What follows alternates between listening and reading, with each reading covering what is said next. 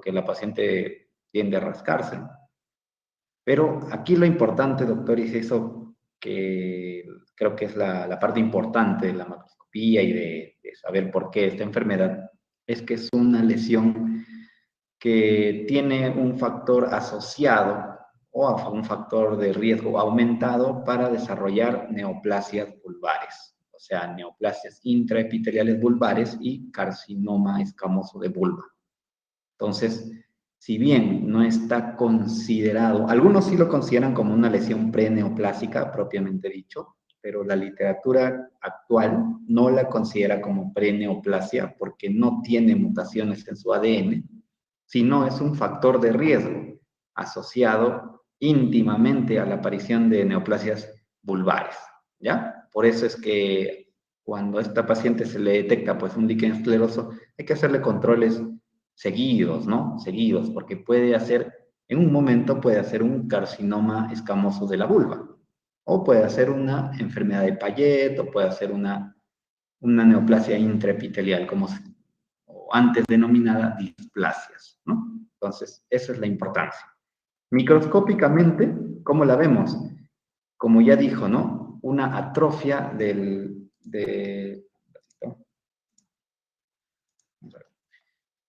una atrofia de la piel de la vulva, o sea, está bien adelgazado, ¿no? Bien adelgazado. Esto es un grosor bastante disminuido para hacer a nivel de los labios que mayores, a nivel del periné. ¿Por qué? Porque a ese nivel usualmente hay hiperpigmentación, hay un poquito de engrosamiento de las capas de la piel, ¿no? De manera normal, pero en esta patología hay un adelgazamiento de la epidermis, o sea, una atrofia, ¿no? ¿Qué más hay? Una hiperkeratosis. Pero ustedes me dirán, doctor, pues usted está diciendo que hay una atrofia y un adelgazamiento, ¿cómo puede haber una hiperkeratosis? ¿No? A propósito, ¿qué significa la hiperkeratosis? ¿Alguien, ¿Alguien que desea aportar por ahí? ¿Qué es la hiperkeratosis? ¿Alguien? ¿Nadie? Bueno, la hiperkeratosis es el engrosamiento solo de la capa córnea, o sea, la capa más superficial, ¿no? Esta capa de aquí, la que vemos en rosado, que está compuesta solamente por escamas de queratina, ¿no? Más no, acá ya no tenemos núcleos, ¿no? Entonces, la hiperkeratosis es engrosamiento de la capa córnea. Entonces, esta patología cursa con un adelgazamiento a nivel general de todas las capas, pero en la última capa o la más superficial hay una cierta proliferación, ¿no? O un aumento de su grosor, hiperkeratosis. Claro que comparado con todo el grosor, la piel va a lucir atrófica. Y como se ve un poco de hiperkeratosis, por eso se puede ver un poquito descamativa, o sea, como que mea escamosa, ¿no? Descama bastante piel, ¿ya? Por debajo de la epidermis, ¿qué más vamos a ver? Normalmente la epidermis es así, ¿no? Acá está la capa córnea, acá está la capa basal y hace esto, ¿no? Hace esto. Estas son las famosas crestas papilares, ¿no? Esto es normal. Esto es normal. Pero ¿qué pasa cuando una piel se atrofia? Estas crestas papilares, ¿no? Van a perder su elongación y van a verse pequeñitas. ¿Ve? Algunas ya incluso desaparecen, algunas como que se fusionan, acá ya no hay. Disminución de las crestas papilares es otra característica, ¿ya? ¿Qué más? Por debajo de la epidermis, o sea, en la dermis superficial, o si queremos decirle la dermis papilar, va a generarse un depósito de colágeno o una fibrosis, ¿no? Ahí está el colágeno, una fibrosis de la dermis papilar, ¿ya? Eso también es una característica. Y en este depósito, en esta dermis papilar, se va a ver un infiltrado inflamatorio variable, variable. Puede ser escaso, puede ser muy abundante, eso va a ser variable, pero la característica es que va a ser en banda, o sea, se va a ver así, ¿no? Va a estar como que más o menos homogéneo, en banda, ¿ya? Esto, inflamación crónica o linfocitaria en banda, ¿ya? Esas son las características del líquen escleroso, ¿ya? Acá vemos, aparte de la fibrosis que pueda tener aquí, también, ¿por qué se ve medio claro, medio que pálido, un rosado medio pálido? Porque está edematoso. Está edematoso, o sea, está lleno de agua, ¿no? Por eso es que también los vasitos o los vasos térmicos están congestivos, ¿ya? O están hinchados, si queremos llamarle así, ¿ya? Acá vemos, ¿no? Igualmente una atrofia de la piel, porque ya perdió, no hay sus crestas papilares, debería estar así, ¿no? Pero esto está plano.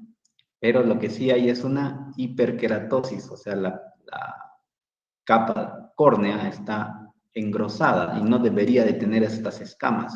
La piel no descama tanto, no tiene tantas capas de escamas, ¿ya? Por eso es que estas escamas son las que producen el prurito, o si le queremos llamar así, el comezón, ¿no? El prurito genera estas escamas. En el rascado van a ir desprendiendo bastantes capas de las escamas de queratina. Y acá abajo podemos ver un denso estroma fibrosado, medio colagenizado, con infiltrado inflamatorio, ¿no? Ahí está el infiltrado inflamatorio moradito, ¿no? Son los linfocitos. ¿Listo? Bastante claro, ¿no? No es muy complicado esto. Ok, ¿alguna pregunta sobre el líquen escleroso? Pasamos a cervix de una vez, porque es lo que nos interesa más. ¿Alguna pregunta? ¿Ninguna? ¿Seguimos? Ok. Ok, el cervix normal, vamos a hablar un poquito sobre histología, ¿ya? Sabemos que en el cuello uterino, a este nivel, va a haber dos epitelios, ¿no? El endocervix y el exocervix, ¿ya? Entre uno y otro va a haber que una área de unión escamocolumnar, donde va a haber una metaplasia ya fisiológica. Por influjos hormonales, este endodermo puede ir hacia allá o este ectodermix o exocervix, perdón, puede ir hacia este lado. Entonces, ambos pueden cambiar.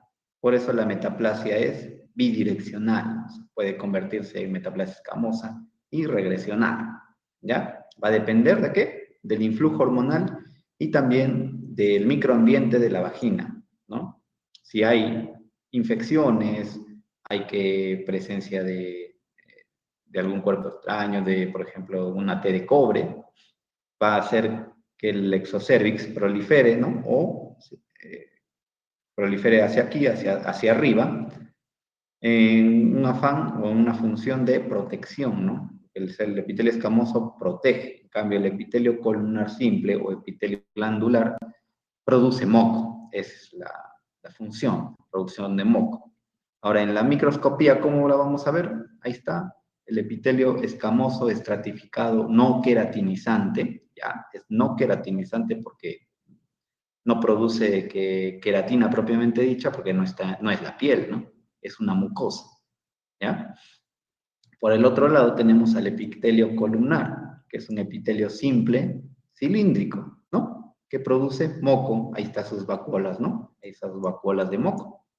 Va a lubricar el cervix y parte pues también la vagina, ¿no? Acá está la zona de transformación o zona de unión escamocolumnar. ¿Ya? Ahí es donde vamos a ver el cambio de epitelio. Y usualmente esta zona de aquí, o la zona de transformación, es la zona crítica. Aquí es donde se genera la mayoría de displasias o de cánceres. Acá se va a generar en esta área de aquí, ¿ya? Esta es la que usualmente el ginecólogo tiene que vigilar esta área cuando realiza la evaluación colposcópica, ¿no? Ahora bien, el epitelio escamoso o el exocervix, que vamos a ver aquí, ¿no? Ahí está, tiene varias capas o varias partes. La capa más basal y que está pegada a la membrana basal se llama capa basal o células basales, ¿no? Ahí están. Las células basales son como unas células con núcleo paradito, ¿no? Como si estuvieran ordenaditos, formaditos, de manera que vertical, ¿no? vertical hacia la lámina basal. Esta capa basal va a ir madurando, es la única capa que está mitóticamente activa, ¿ya? Va a madurar y va a ir subiendo, va a ir ascendiendo, ¿no? Conforme va ascendiendo, la célula basal va a ir madurando y se va a convertir en una parabasal, una intermedia y una superficial, ¿no? Cuando ya está bastante arriba, ¿no? Este epitelio se cumple tanto para el cérvix como para la vagina, ¿ya? La vagina también tiene el mismo epitelio. Listo. Acá vemos el epitelio escamoso, puede ser tanto del cérvix como de la vagina, no hay problema. Ahí está, ¿ves? La capa basal con unas células ordenaditas como paradas. Ahí están los queratinocitos. Y estos queratinocitos tienen un núcleo bastante prominente y un escaso citoplasma, ¿no? Ahí ven, ¿ven? ¿Y qué de característica tiene? Que esta capa basal son las que se replican o se duplican o hacen mitosis, normalmente, ¿ya? Pero ya las capas de más a superficialidad, o sea, las capas intermedias y las superficiales, no tienen mitosis. Estas ya no se dividen, han perdido su capacidad de división y conforme van ascendiendo, su núcleo se va haciendo más pequeño. Ven acá, por ejemplo, un núcleo mediano, acá también mediano, acá ya está más chiquito y acá prácticamente es puntiforme, ¿no? Igual aquí, ¿ven? Núcleos pequeños, núcleos más grandes y núcleos muchísimo más grandes. Este proceso de maduración hace que el núcleo se encoja, ¿no? O pierda funcionalidad para dividirse, pero ¿qué gana? Gana citoplasma, ¿no? Va a ganar volumen citoplasmático. Va a producir todo lo necesario, ¿no? Sobre todo son citoplasmas ricos en glucógeno, ¿no? Ok, entonces ahí tenemos las varias tipos de células. En general es un solo tipo de células, un queratinocito, pero que ha pasado por varios estadios de maduración. ¿Ok? Listo, entonces, eso para recordar. Y lo que quiero también recordar un poquito para que entiendan es el PBH o el VPH. El VPH o el virus del papiloma humano es un virus bastante altamente frecuente en nuestra población y a nivel mundial en general. Va a tener muchos serotipos, como 60, me parece, pero los más frecuentes y los mayormente asociados a lesiones en mujeres y en varones, o sea, a nivel que del ser humano, por así decirlo, van a ser el virus del VPH del serotipo 6 y 11 y del serotipo 16 y 18. Alguien que me diga cuáles de estos dos son de alto riesgo. ¿Cuál es el de alto riesgo? ¿El 6, el 11 o el 16 o el 18? ¿Alguien? ¿Nadie? Recuerde que tiene nota de participación, doctores, no se olviden de eso. Del 16 al 18, doctor. 16, 18, doctor. Ok, ahí vi a Hilario, Ruiz y Margarita, me parece. 16 y 18. Entonces, el 16 y el 18 usualmente son los que van a producir... Un ratito.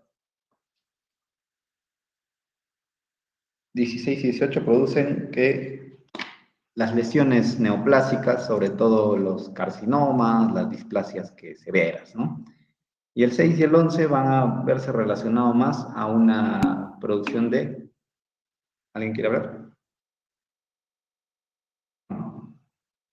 Bueno, el 6 y el 18 se ven con mayor frecuencia en la génesis de condilomas, ¿no? Condilomas acuminados o atipia coilocítica, ¿no? Atipia coilocítica. Entonces, el VPH va a ingresar hacia el tejido normal, puede ser cervical, puede ser anal, puede ser bucal, puede ser peneano, ¿ya? A través de algunas escoriaciones, o sea, va a ingresar hacia las capas basales de este epitelio, aquí. Ya, ahí vamos a ver una imagen. Se va a asentar y va a dar una infección persistente, ¿no? Va a estar ahí, va a estar ocasionando o multiplicándose, pero sin ocasionar todavía mutaciones dentro de la célula. Eso se llama solamente infección por VPH, nada más, ¿ya? Eso quiere decir que tú tienes el VPH, pero todavía no te ha causado ninguna displasia ni ninguna lesión neoplásica. Eso puede generarse o durar de 1 a 2 años. Conforme pasa el tiempo, algunos regresionan espontáneamente, o sea, pueden eliminar el virus espontáneamente. Otros pueden que evolucionar o progresar hacia las lesiones intraepiteliales, ¿ya? O las antiguamente llamadas displasias, ¿ya? Ahora ya no se le denomina displasia, se le denomina lesión intraepitelial, ¿ya? Puede ser de primer grado, puede ser de bajo grado o puede ser de alto grado. Dentro de los de bajo grado está el antiguamente llamado NIC1 o neoplasia intracervical de tipo 1, y dentro de la lesión intraepitelial de alto grado están los NIC2, que significa neoplasia intercervical de segundo y tercer grado, ¿ya? Entonces, acá vamos a ver cómo ya empieza a generar alteraciones desde la capa basal hacia arriba. Igual aquí, ¿no? Hacia arriba, y va a terminar pues en un cáncer, ¿no? ¿Qué más? Según la historia natural de esta VPH, la mayoría regresiona espontáneamente. Por más que tenga un foco preneoplásico, puede regresionar espontáneamente. ¿Ve? Ahí vemos, ¿ve? Regresiona. Claro que cuanto menos agresiva es la lesión, tiene mayor porcentaje de regresionar. Pero cuanto mayor sea la lesión, o sea, cuando es una lesión de alto grado, en menor porcentaje va a regresionar. Y usualmente el 10% de todos progresa a su siguiente nivel de lesión, ¿no? El de bajo grado progresa a alto grado, y el de alto grado progresa ¿a qué? A un carcinoma invasivo, ¿no? Listo. ¿Qué más? A nivel molecular, lo que nos interesa saber es que este VPH tiene dos proteínas, E6 y E7, ¿ya? El E6 y el E7 son proteínas del virus que van a interferir con el ciclo celular normal del queratinocito, ¿ya? O de la célula del exocervix. El E7, la proteína E7 del virus, se va a unir a la proteína del retinoblastoma. Y el E6 se va a unir a la proteína del P53. Ambos son proteínas supresoras tumorales. O sea, ¿qué significa? Que son puntos de control o son como vigilantes del ciclo celular. Cuando la función normal de estos es vigilar errores del ADN, ¿no? Cuando detectan un error, lo mandan a la apoptosis, a la célula, ¿no? De frente. Estos dos se activan, o uno de estos dos se activa, y la célula termina en apoptosis. Pero ¿qué pasa? Resumidamente, porque todo esto es una cascada inmensa, cuando el E6 y el E7 del virus, digamos que se unen, lo van a bloquear. Así, simplemente. Lo bloquean y entonces anulan la función del retinoblastoma y anulan la función del P53. Entonces, el ciclo celular se vuelve perpetuo, ¿no? Ya no hay quien lo pare. Entonces, esta célula va a empezar a replicarse y replicarse y replicarse y replicarse. Y ahí es donde empieza a generarse las lesiones preneoplásicas, como las lesiones intraepiteliales y el carcinoma invasor, ¿no?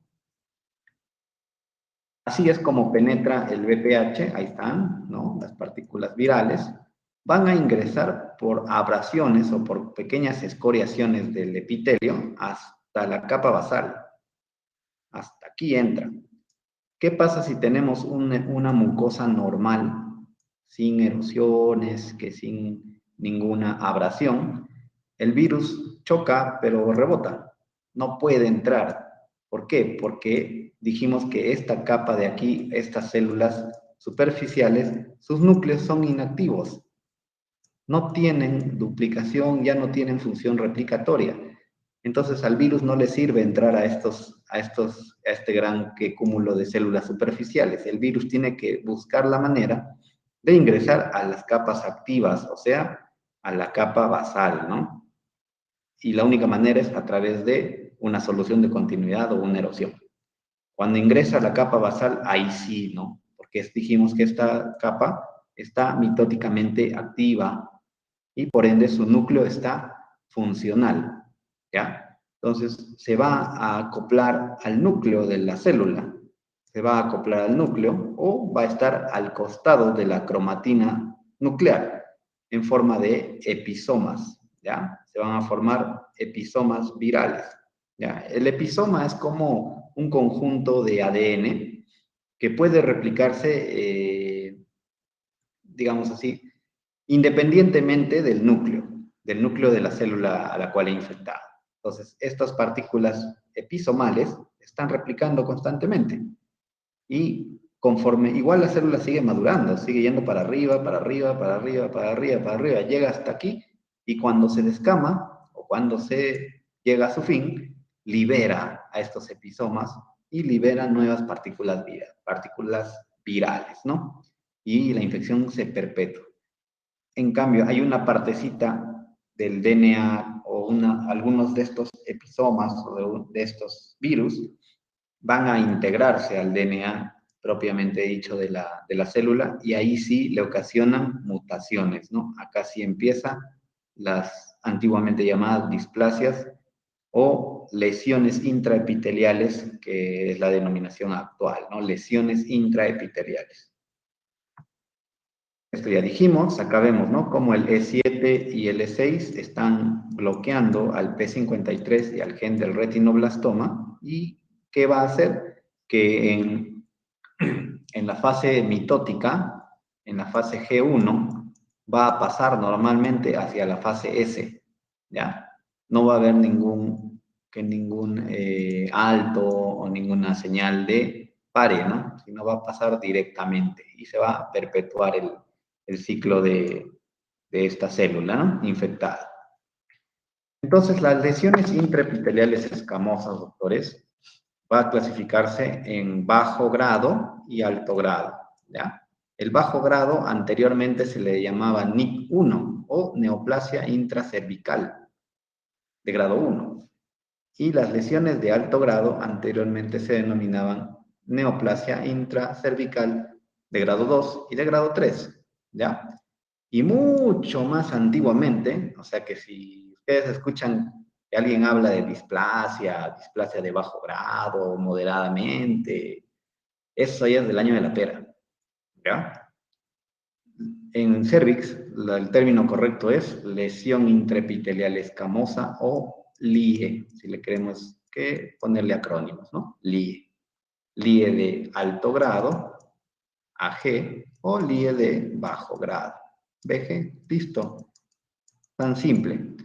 Ahora, ¿qué significa, doctor, la lesión intraepitelial escamosa? Bueno, su nombre mismo dice, ¿no? Es una lesión, porque todavía que, digamos, es una lesión preneoplásica, porque no es invasor, ¿ya? Por eso le han cambiado, ya no se denomina neoplasia intracervical.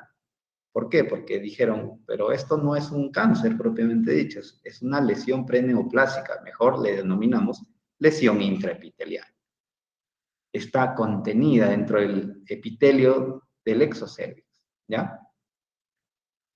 En la macroscopía podemos ver los cérvix normales, ¿no? Ahí está, es un color rosadito, puede tener un poquito de palidez, a veces tienen áreas rojizas, así, bien marcadas, pero eso es ¿por qué? Porque la zona de transformación ha aumentado el componente glandular.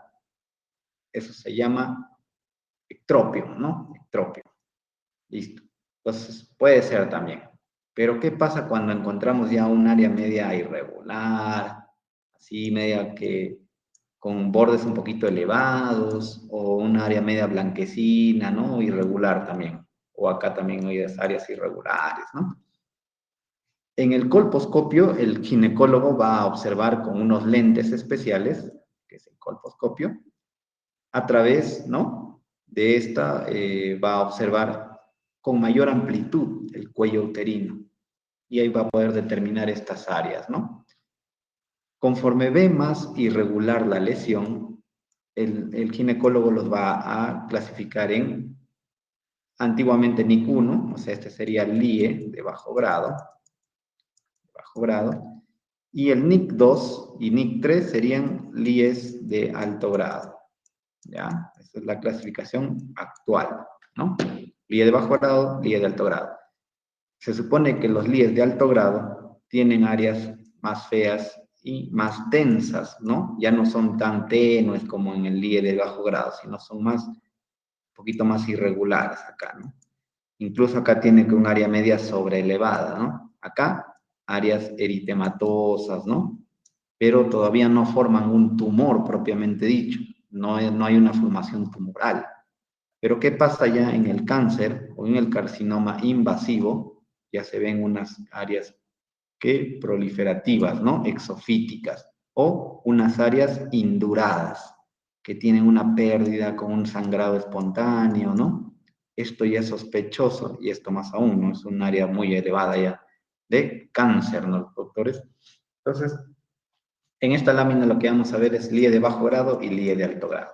Microscópicamente, este es un diagrama, lo normal tenemos ahí, ¿no? Basales, intermedias y superficiales, ¿no? El LIE de bajo grado o lesión intraescamosa de bajo grado, low, ¿no? Va a comprometer sobre todo el primer tercio del espesor de todo el epitelio, ¿ya? Entonces el epitelio lo vamos a dividir por tercios, ¿ya? Primer tercio, segundo, tercer tercio. Entonces así lo vamos a dividir por tercios, ¿no? Y eso es lo que va a determinar el nivel de severidad. Esto de displasia leve, displasia moderada, displasia severa, esto es bastante antiguo ya. Usualmente no debería de usarse, ¿ya? Solamente que el diagrama vino así que para que puedan entender. Pero ya saben que no es que esté mal dicho, sino que está desfasado, ¿no? Está correctamente dicho, tiene razón, no es que estén en un error. Pero si ustedes quieren ser actualizados y estar, pues, con los términos actuales, tenemos que referirnos a este de aquí y este de acá. LIE de alto grado, LIE de bajo grado, ¿ya? Entonces, el LIE de bajo grado va a comprometer el primer tercio del epitelio, ¿no? Este epitelio de aquí arriba está todavía normal. El LIE de alto grado, que antes se le denominaba NIC2 y NIC3, perdón, antes se le denominaba esto NIC2 y NIC3 y actualmente es LIE de alto grado, va a comprometer el primer tercio y el segundo tercio, o sea, los dos tercios inferiores. Y el NIC3 va a comprometer los tres tercios, ¿no? Los tres tercios. Y por último teníamos al carcinoma in situ, que ya es un cáncer propiamente dicho, porque está comprometido todo el espesor, pero que no ha tenido invasión del estroma todavía, está contenido al epitelio, ¿ya? Estos tres, el carcinoma in situ, el NIC3 y el NIC2, se han sido resumidos en LIE de alto grado, ¿ya? Entonces, si vemos una displasia severa, NIC2, NIC3, displasia moderada, carcinoma in situ, todos se engloban en esta definición. Lesión intraepitelial escamosa de alto grado, ¿no? Y la displasia leve, o el NIC1, solamente se llama lesión de bajo grado. Listo. Y el carcinoma invasor, por último, ¿no? Esto ya compromete todo, pues. Entonces, acá tenemos imágenes, ¿no? Este va a ser un NIC1, ¿ya? NIC1. Esto está sacado del Robbins, me parece, esta imagen. ¿Por qué? Porque usualmente la atipia se va a ver en este tercio inferior, o sea, en toda esta zona. Pero me dirán, doctor, pero allá arriba yo veo atipia, veo núcleos un poco feos. Correcto, pero estos núcleos atípicos no son núcleos neoplásicos, ¿ya? Son núcleos ocasionados por la infección del VPH o coilocitos, se llama ya, coilocitos, ¿ya? Que simplemente son cambios celulares o citopáticos ocasionados por el virus del papiloma, ¿no? Entonces, puede verse medio feitos, pero la característica de esto es que tienen un halo blanquecino, o sea, tienen como un borde blanquecino alrededor del núcleo. Ahí está, ¿ve? Ahí están sus halos blanquecinos, perinucleares, ¿no? Listo. Y las mitosis, o sea, la alteración mitótica atípica está por debajo o en el primer tercio, ¿no? En el primer tercio. Este es el famoso NIC2, ¿no? Y este es el famoso NIC3. Recordando que estos dos van a corresponder a LIE de alto grado, ¿no? LIE de alto grado. Y este solito es LIE de bajo grado. Listo. En el NIC2 y en el NIC3 ya hay una proliferación de células atípicas que están sobrepasando la mitad, ¿no? Inferior. Ya este compromete 2/3 y este compromete los 3/3, ¿ya? Y las mitosis igual, se ven en los 2/3 que inferiores y esto ya se ve en todos los 3/3. ¿Correcto? Ahora, ¿qué características tienen estos núcleos? Las características son atipia celular, obviamente, atipia nuclear, pleomorfismo, ¿no? Pérdida de la relación núcleo-citoplasma, es otra característica, ¿no? De estas lesiones. ¿Qué más? Núcleos hipercromáticos, ¿no? Ahí están bien hipercromáticos, ¿no? Ahí está. Presencia de figuras mitóticas atípicas, también lo podemos ver ahí, ¿listo? Ahí está el LIE de bajo grado o NIC1, perdón, ¿no? La atipia está más o menos ahí, ¿no? Usualmente en el primer tercio. A cambio del LIE de alto grado que está comprometiendo todo, ¿no? Todo el espesor. Incluso vemos acá figuras mitóticas. Ahí están, ¿ves? ¿Te parece Batman? Son figuras mitóticas, ¿ya? Este incluso parece que está en anafase, ¿no? Anafase parece. Bien. Listo, esa es la displasia o lesión intraepitelial. Lesión intraepitelial. ¿Qué pasa después de las lesiones intraepiteliales? Cuando siguen progresando, se van a convertir en un carcinoma escamoso de cérvix o carcinoma escamoso invasivo. ¿Ya? Cuando decimos carcinoma escamoso, no es necesario que recalcar que es invasivo. Cuando decimos carcinoma, quiere decir que esto ya es invasivo propiamente dicho. ¿Ya? No es necesario que ponerle invasor. Entonces, en la colposcopía, ¿cómo se va a ver? Ahí vemos de un área irregular, media sobreelevada, con unos pliegues incluso, ¿no? Bien deformado. Esto es probablemente un cáncer, ¿no? Un cáncer. Y cuando operan a estos pacientes, van a sacar esta pieza, ¿sí? Ahí está. Hacia atrás vemos el cuerpo del útero y acá vemos el cérvix, ¿no? El cérvix con una gran proliferación, ¿no? Media exofítica de bordes irregulares alrededor del orificio cervical, ¿no? Cuando cortamos esta pieza y la cortamos así, por la mitad, y la abrimos, vamos a ver esto. Ahí está todo el tumor, ¿no?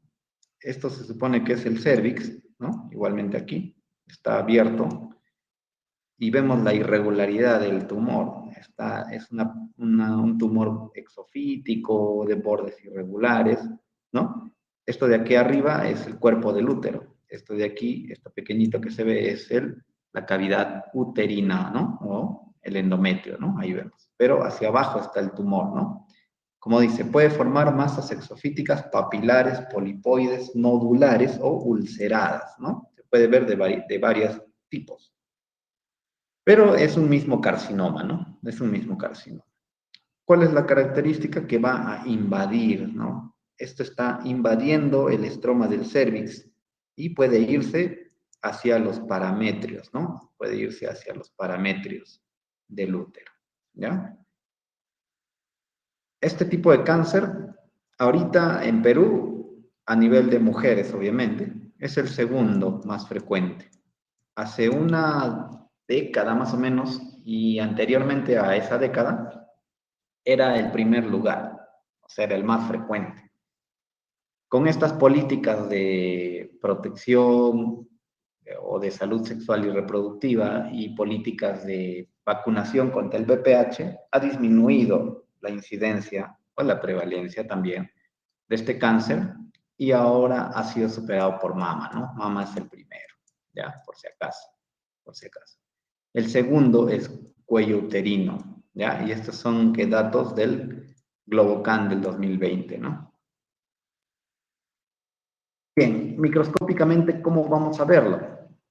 Acá tenemos, este es epitelio normal, ¿no? Ahí está el epitelio normal, ¿no? Y vemos que en el estroma, en la profundidad del estroma, hay estos nidos, medios raros, nidos, formaciones nodulares o nidos que están infiltrando el estroma, ¿ya? Entonces estamos viendo a lo lejos una neoplasia que está infiltrando el estroma del cérvix, ¿no? Invasión estromal profunda, ¿no? Esa es la característica. Cuando nos acercamos, vamos a ver estas células, puede ser en formación nodular, ahí está un nódulo, ¿está?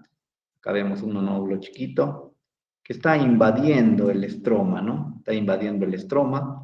Puede presentarse así de manera sólida o puede presentarse en esta forma de formando unas estructuras arremolinadas llamadas perlas córneas, ¿ya? Perlas córneas o perlas de queratina, ¿ya? Entonces, pueden formar células tumorales formando nidos irregulares, ahí están los nidos, ¿no? Ahí está. Y el estroma ya sabemos, ¿no? El estroma desmoplásico, sabemos que es un estroma desmoplásico, eso ya lo expliqué anteriormente. Y la formación de perlas de queratina o perlas córneas, ¿ya? Se supone que tiene pérdida de la relación núcleo-citoplasma, figuras mitóticas atípicas, fibromorfismo, etcétera, ¿no? Acá lo correcto o lo más importante es esto y esto, ¿ya? En esta imagen. ¿Qué más? El carcinoma escamoso de cérvix se va a clasificar según su diferenciación, o sea, según qué también va a formar estas perlas córneas. Cuanto mayor forma estas perlas córneas o estas estructuras, estas de aquí, cuanto mayor claridad la forma, o sea, se ven mucho más que definidas, bien claritas, va a ser bien diferenciado. O sea, la producción de queratina le va a determinar ser que el tumor sea bien diferenciado, ¿ya? Conforme forme menos perlas córneas y menos queratina, el tumor se va a denominar pobremente diferenciado, ¿ya? Si le queremos llamar es bien diferenciado, digamos grado 1, si le queremos denominar así, grado 1, ¿ya? ¿Qué va a tener? Ya dijimos, perlas córneas. ¿Qué más tiene? Estas perlas córneas están conteniendo a las células neoplásicas. Ahí están las células neoplásicas, ¿no? Con un citoplasma abundante, eosinófilo, y puentes intercelulares bien desarrollados, ¿no? O sea que tiene desmosomas, ¿no? Desmosomas, que son las partículas o las moléculas de adherencia celular, ¿no? Adherencia celular. ¿Qué más? Puede haber un poco de necrosis también, puede verse necrosis, ¿ya? Bien diferenciado. Ahora, existe un intermedio que se denomina moderadamente diferenciado, en los cuales estas perlas córneas ya no son tan claras y son mucho más irregulares. Ya son más irregulares, ya no son que claramente distintivas, ¿no? Sino están como que quieren formar perlas córneas y como que no. Es un estadio intermedio. Y hay, ¿qué más?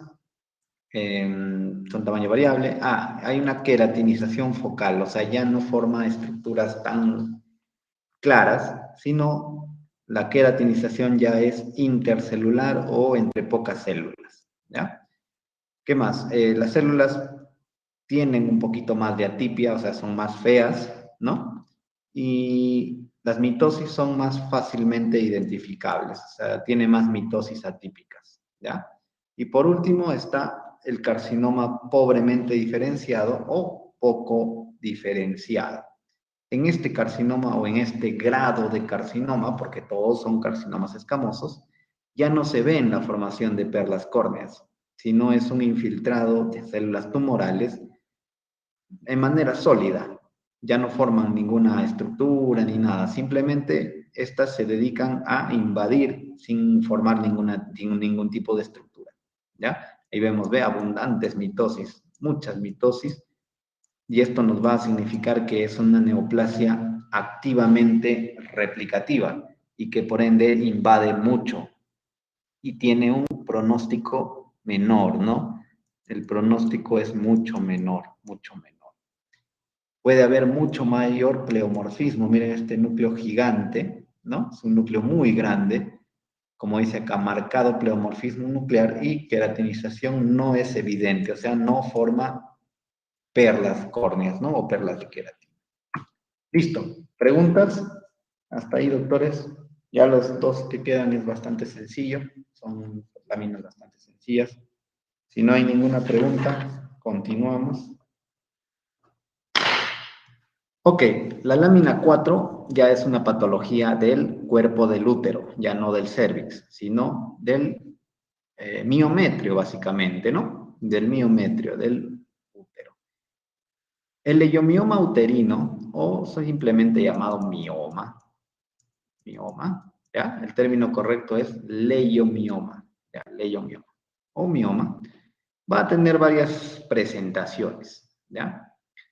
Uno puede ser intramural, o sea que está dentro del miometrio del útero. Este es el cuerpo del útero. Ahí está como empotrado, ¿no? Está como empotrado dentro del miometrio, ¿no? Puede haber de tipo submucoso, o sea que están protruyendo hacia la cavidad de endometrial, ¿no? Ahí están, ¿ves? Están protruyendo, están sobresaliéndose. Estos usualmente son los que cursan con sangrado, ¿no? Porque como están hacia la luz, con los influjos hormonales propios del ciclo menstrual, sangran bastante. Por eso es que estas mujeres que tienen miomas submucosos tienen un sangrado aumentado. O puede verse también que el mioma ya no crezca acá arriba, sino crezca acá abajo, a nivel del estroma del cérvix. Es este caso. Vemos aquí la cavidad endouterina o endometrial está libre, está normal, no hay nada. El problema es en el estroma del cérvix. Ahí está, ¿ves? Es un tumor o un nódulo blanquecino bien delimitado. Ahí vemos, ¿no? Bien delimitado, todos son bien delimitados, no encapsulado, ¿ya? No está encapsulado y que tiene un aspecto arremolinado, como si estuviera lleno de remolinos, ¿no? Y aspecto fibroso, ¿no? O sea, son fibras de colágeno o musculares, perdón, no son colágeno, que se entrecruzan y forman como que remolinos, así. Ese es su aspecto, ¿ya? Ese es su aspecto. Esto ya dijimos, esto también. Y este tumor o mioma va a derivar del mismo miometrio o de las mismas células musculares lisas, ¿no? Porque es músculo liso el miometrio. Listo. En la microscopía vamos a ver un diagrama, cómo se van a formar estos miomas.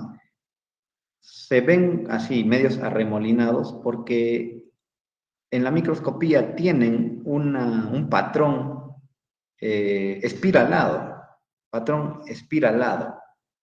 Este patrón o Worley pattern es patrón espiralado de fascículos de músculo liso, ¿no? Ahí están, ¿ven?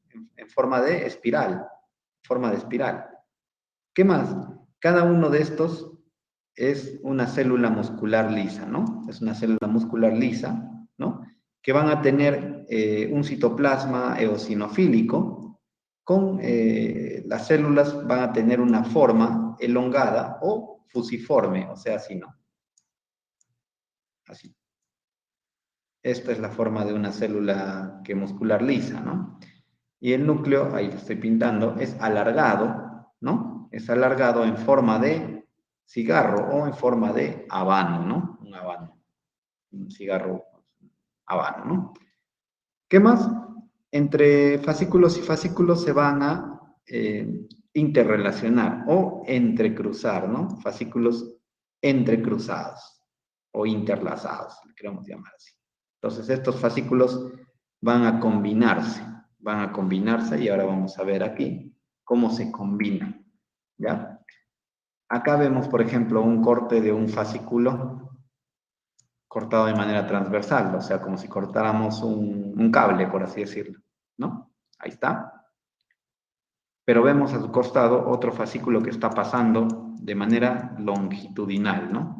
De manera longitudinal. En cambio, este está cortado de manera transversal, así, ¿no? Entonces, y por aquí vemos uno que es ya medio entre transversal y longitudinal. O sea, es oblicuo, ¿no? Oblicuo, está medio oblicuo. Entonces, ¿qué nos va a significar todos estos?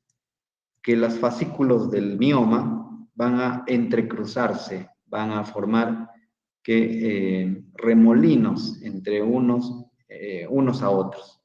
Por eso se denomina un patrón de crecimiento en espiral y fascículos de músculo liso entrelazados, ¿no? O mezclados, si le podemos llamar así también, están mezclados, ¿ya?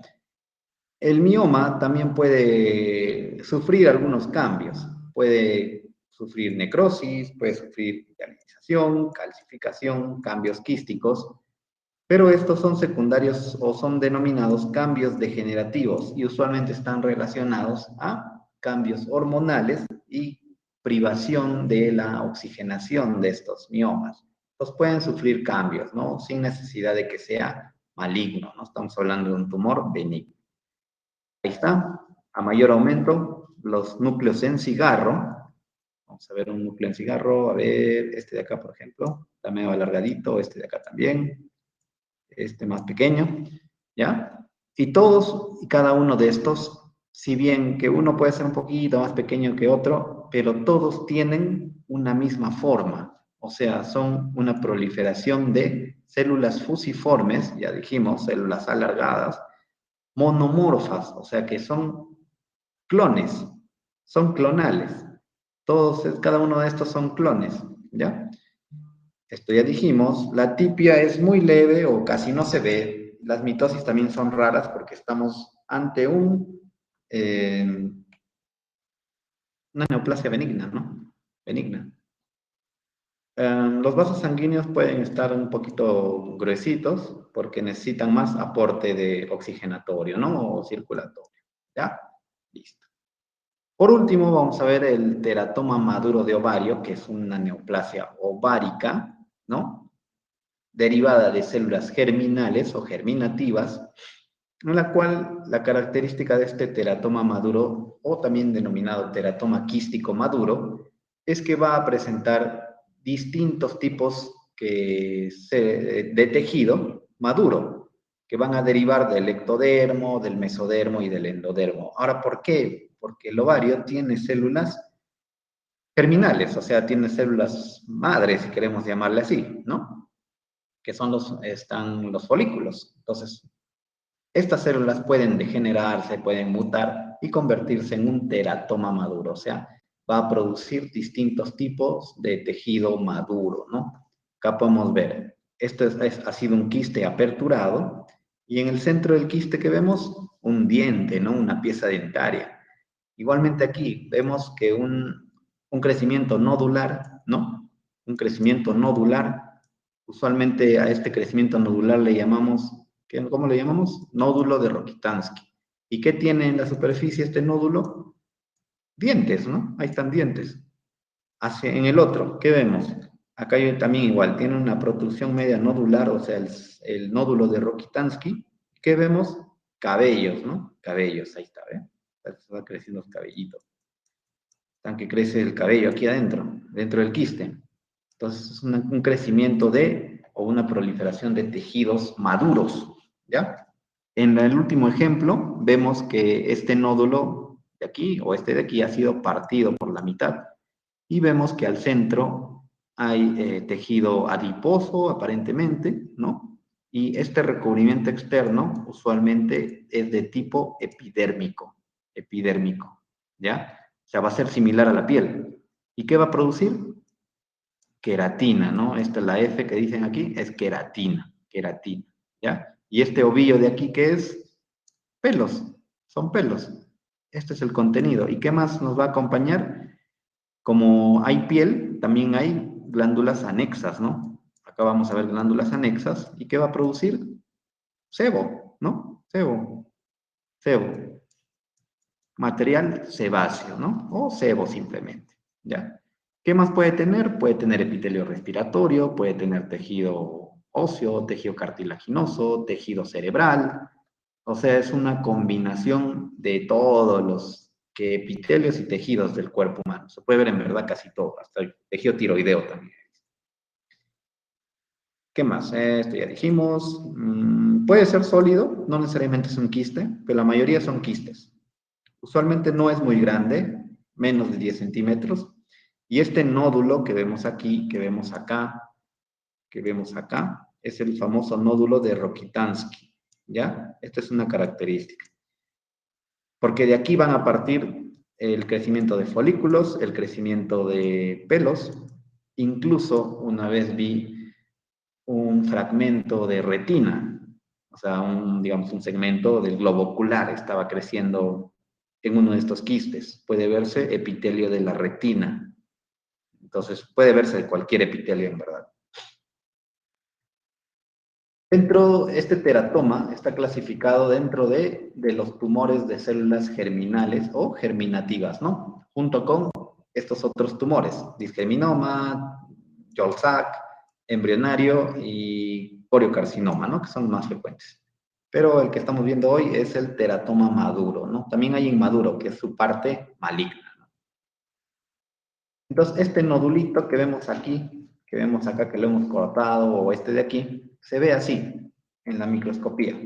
En la micro vamos a ver, ahí está el nódulo, ¿no? ¿De qué está recubierto? De epidermis, ¿no? De piel. Es prácticamente piel. ¿Y qué hay debajo de la piel? Muchas glándulas anexas, ¿no? Sobre todo glándulas sebáceas. ¿Y qué vemos aquí? Estos son folículos pilosos, ¿no? O sea, es pelo. Acá vemos tejido graso o tejido adiposo.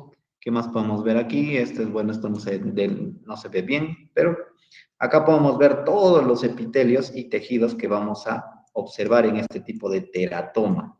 Y es lo más frecuente, ¿no? Lo más común, la piel, glándulas sebáceas, pelos, tejido cerebral. Segundo más común, hueso, cartílago, músculo, tejido fibra adiposo, ahí está. Acá podríamos ponerle, ahí también respiratorio e intestinal también. Gástrico también se puede ver, tiroides, glándula salival. Es una maraña, un conjunto de tejidos maduros.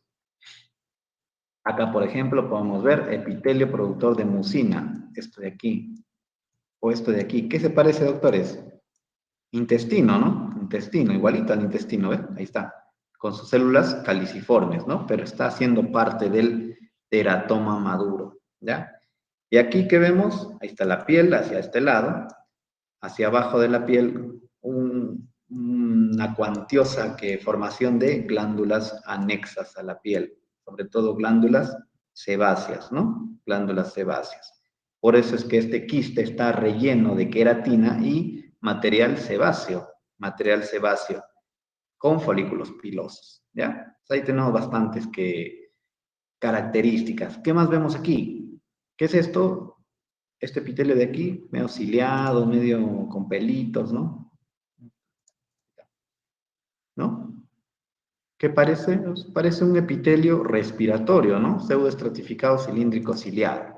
¿Qué más vemos aquí? Esto de aquí, ¿qué es? Cartílago, ¿no? Cartílago. Entonces acá vemos, y todo lo que sí tiene que cumplir, o la característica importante, doctores, es que tienen que ser maduros. O sea, tienen que ser epitelios o tejidos maduros. Porque si nosotros vemos un epitelio inmaduro, o un epitelio con atipia, ya no es un teratoma maduro, podría ser un teratoma inmaduro, que ya estamos hablando, eso sí ya es una neoplasia maligna. ¿Qué más me olvidé de mencionarles? Clínicamente, estos tumores que teratomas se presentan con mayor frecuencia en adolescentes y adultos jóvenes, mayormente mujeres entre 15 y 30 años, y es el tumor benigno más frecuente del ovario en este grupo de mujeres. No hay otro más frecuente, ¿ya? Este es el más frecuente. Listo, terminamos. Bien, ¿alguna duda? ¿Alguna objeción o no les ha quedado claro alguna parte? Voy a sacarme esto porque hace calor. ¿Ninguna? Ellos están callados, doctores, no quieren No, hablar. doctor, bastante claro. Más bien, doctor, una consulta. Dime.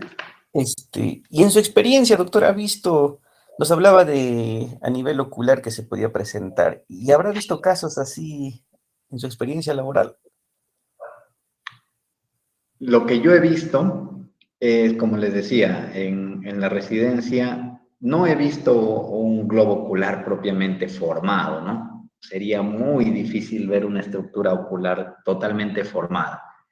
No, lo que sí he visto es fragmentos de retina, o sea, en el microscopio, ¿ya? No en la macroscopía. En el microscopio un día sí vi que había piel, había cartílago, ¿no? Había hueso, siempre hay hueso. Pero vi por ahí, habían las capas de la retina, ¿no? Las famosas 12 capas de la retina. Dije, qué raro, esto debe ser. Y no lo reconocía muy bien. Pero después, pues viéndolo detenidamente, eran capas de retina.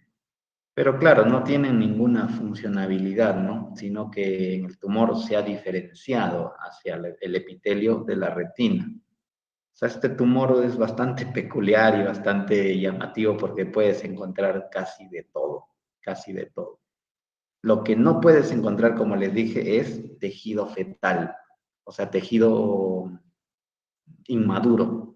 Si tú encuentras tejido fetal, como del feto humano, ahí hay que, digamos que, tener cuidado porque podríamos estar ante un teratoma inmaduro y eso es una neoplasia maligna. ¿Ya? Tejido cerebral también, bastante. El tejido cerebral tiene harto ese tumor. Neil creo que quería preguntar algo.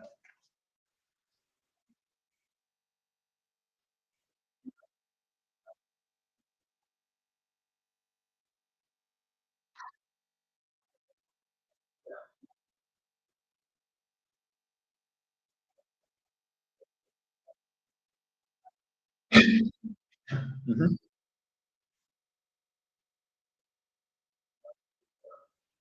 Ok, ok. Mira, la colposcopía y el Papa Nicolau son, digamos que, procedimientos distintos. El Papa Nicolau simplemente es la observación primero del cérvix, o sea, del cuello uterino, sin ningún aparato, o sea, solamente con la visión y tomar una muestra, ¿no? O un cepillado, un raspadito del cuello uterino y llevarlo al microscopio, ¿no? Eso es el Papa Nicolau.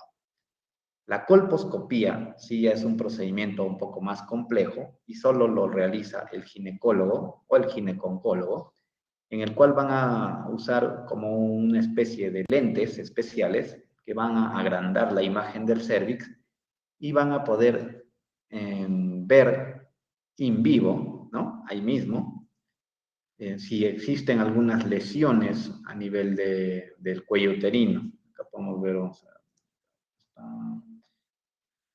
sea, lo van a observar de manera directa. Acá.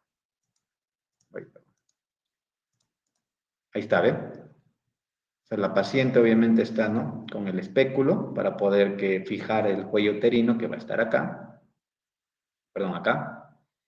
Y con el colposcopio va a poder observar con mayor agrandamiento, ¿no? O con mayor resolución, si le queremos decir así, para poder evaluar estas áreas irregulares, que con la simple vista, o sea, si tú no usas el colposcopio, no las vas a poder ver, porque a veces estas áreas son bien pequeñitas, ¿ya?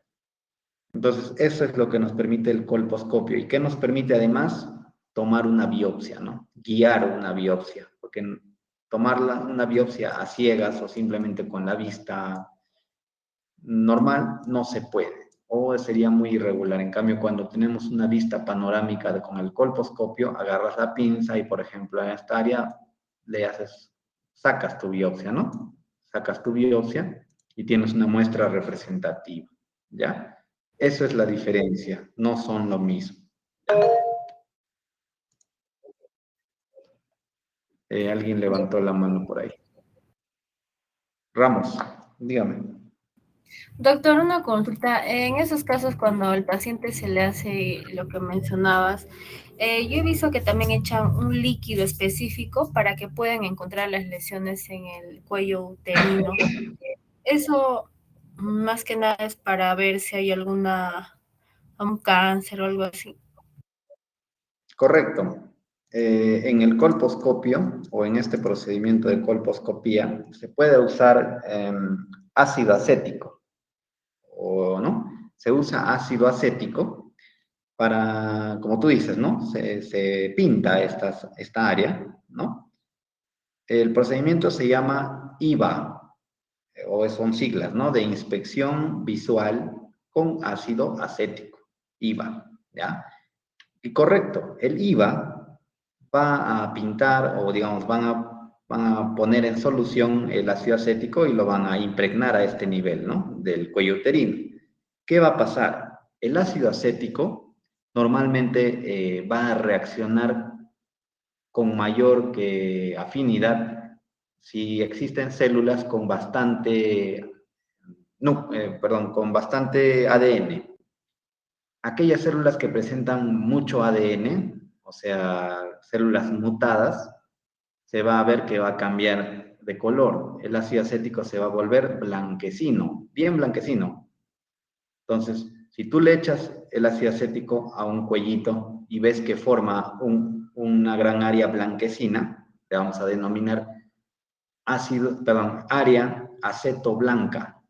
Y las áreas acetoblancas tienen indirectamente nos está diciendo que puede ser que tenga una lesión preneoplásica. Entonces el ginecólogo toma una biopsia de esas áreas acetoblancas, ¿no? Ya saben, ¿qué se usa? Ácido acético. ¿Cómo se llama el procedimiento? Inspección visual con ácido acético o IVA, ¿no? En eso se fundamenta ese procedimiento. Listo. ¿Qué más? ¿Preguntas? Buenas preguntas, doctores, a propósito. Buenas preguntas. ¿Qué más? ¿Qué más? ¿Qué más? Creo que nada, bueno, ha sido bastante claro. Y estas cositas es bueno que lo sepan, doctores, porque esto del IVA, esto del Papa Nicolau, es el pan de cada día en el serum. En el serum haces Papa Nicolau, haces IVA también, se puede hacer en el mismo serum, ¿no? Entonces es importante que se sepa esta clasificación de las lesiones del cuello uterino, ¿no? Tienen que tenerlo claro para que no estén ahí preguntando al ginecólogo, doctor, ¿qué es esto? ¿Qué es? ¿Y ahora qué hago? ¿Qué hago cuando veo una displasia leve? ¿Qué hago cuando veo una displasia severa? ¿No? Etcétera. Y el Papa Nicolau igual, ¿no? Igual una interpretación, pues, también es importante. Listo. Creo que eso, ahí culminaríamos al menos con esta parte. Si no hay otra duda, algún comentario por ahí, o alguna experiencia que alguien ha tenido por ahí con alguna de estas patologías. Si no, vamos a dar pase al seminario, por favor. Espero que les haya quedado claro. Recuerden, para la próxima clase sí va a haber pues ya un pasito, un fast test de este tema y va a haber también la tarea, ¿no? La tarea concerniente a estas láminas o estas patologías que hemos podido observar, ¿ok? Listo. ¿Alguien que ha llegado, por favor, que no le he pasado asistencia? Listo. Nadie, ¿no? ¿Ok? ¿No hay nadie? Listo. Por Creo que no, favor, que doctor. continuamos con el seminario. ¿A quién le toca el seminario? Margarita, ¿me puedes ayudar, por favor? ¿Hilario? Ok. Sí, doctor. Sí, entonces se levantando la mano justo.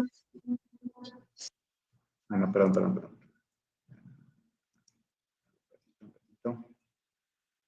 ¿Dónde estás? Acá estás.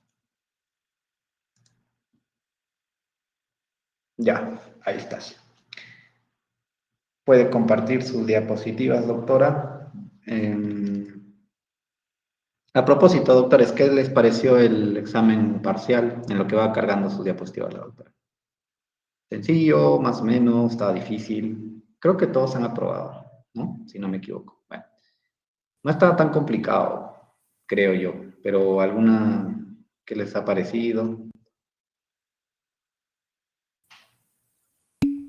Estaba bien, doctor, más bien queremos agradecerle porque hemos relacionado bastante lo que nos explica y nos ha servido también bastante los pasitos para poder darlo de la mejor forma, doctor.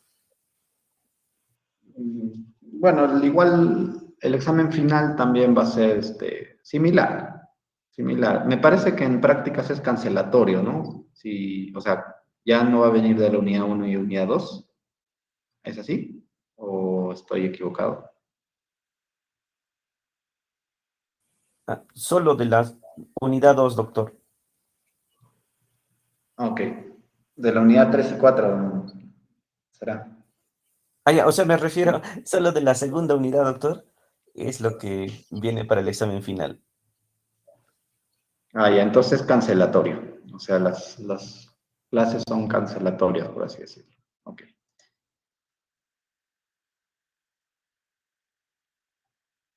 Ya.